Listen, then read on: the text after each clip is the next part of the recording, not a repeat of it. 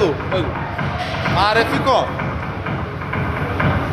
کن من مردم. ارسلان رضایی هستم. دسته اسکیل مال آخر. ارسلان رضا کسخله.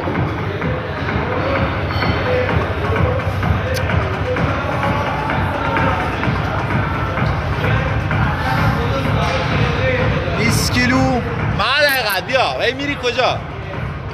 رفتم سانو بندام بیارم دیدم نهیدو دقیقا زبون نری سب پیرت بدم یا نزدم؟ سب 1 کیلو من الان 5 کیلو 5 داور از کجا میدونی 5 10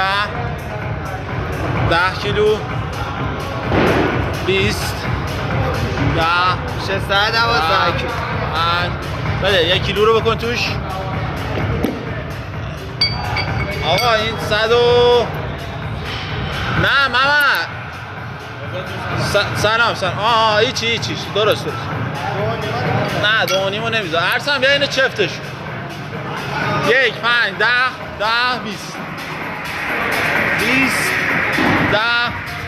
10 5 1 112 کیلو خب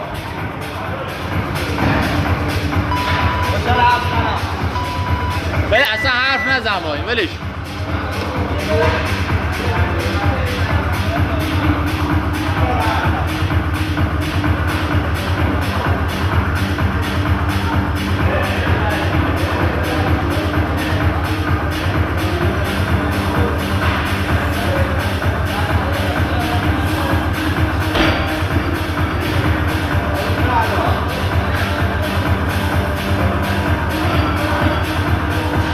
والا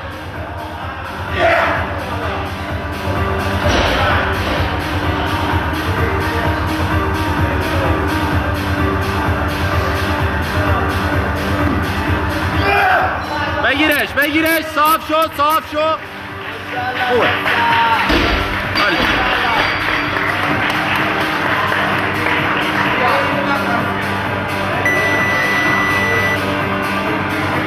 خب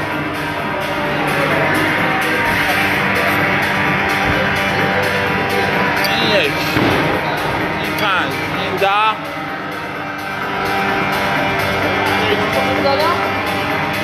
عالی بود بگیرش اینو بده نه اینو فقط باز کن